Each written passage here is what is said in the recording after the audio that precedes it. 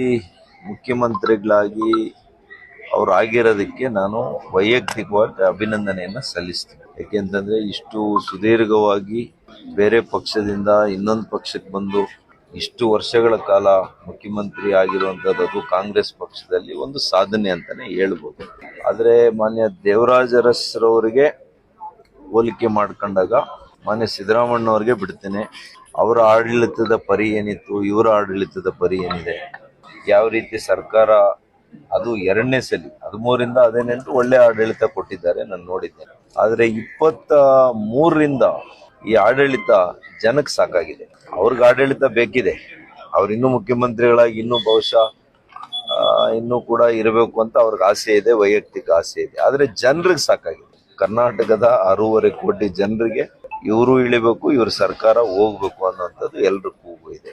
ಅದೇ ದೇವರಾಜ ಅರಸ್ರವ್ರಿಗೆ ನೀವು ಹೋಲಿಕೆ ಮಾಡುವಂಥದ್ದು ಸರಿಯಲ್ಲ. ಮೊದಲನೇದು, ಅವ್ರು ತಂದಂತ ರಿಫಾರ್ಮ್ಸ್ ಇದೆಯಲ್ಲ, ಸುಧಾರಣೆ ಕ್ರಮಗಳು, ಅದು ಇನ್ನೊಬ್ಬರಿಗೆ ನಾವು ಹೋಲಿಕೆ ಮಾಡಕ್ಕೆ ಸಾಧ್ಯ ಇಲ್ಲ.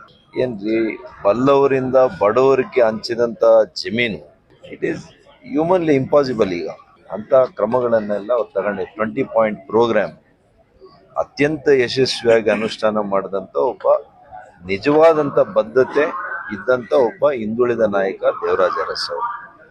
ಅವ್ರು ಯಾವಾಗ್ಲೂ ಕೂಡ ಅಮರವಾಗಿರ್ತಾರೆ. ಅವ್ರ ದಾರಿಯಲ್ಲಿ ಅವ್ರು ನಡೆದಿದ್ರೆ ಇನ್ನಷ್ಟು ಚೆನ್ನಾಗಿರ್ತಾ ಇತ್ತು ಅನ್ನೋದು ನನ್ನ ಭಾವನೆ. ಸರ್, ದೇವರಾಜ ಅರಸರ ಯೋಜನೆಗಳು ಮತ್ತೆ ಗ್ಯಾರಂಟಿ ಯೋಜನೆಗಳನ್ನ ದೇವರಾಜ ಅರಸ್ ಅವ್ರು ಕೊಟ್ಟಿದ್ದು ಜೀವನಕ್ಕೂಟ. ಒಂದು ಹಬ್ಬಕ್ಕೆ ಊಟಕ್ಕೂ ಇಡೀ ಜೀವನಕ್ಕೆ ಕೊಟ್ಟಂತ ಊಟಕ್ಕೂ ವ್ಯತ್ಯಾಸ ಇಲ್ಲೇನಪ್ಪ? ಬದುಕನ್ನು ಕೊಟ್ಟೋದಕ್ಕೂ ಒಂದು ಊಟ ಕೊಡೋದಕ್ಕೂ ವ್ಯತ್ಯಾಸ ಇಲ್ವಾ? ಖಂಡಿತ ಹೋಲಿಕೆ ಮಾಡಕ್ಕೆ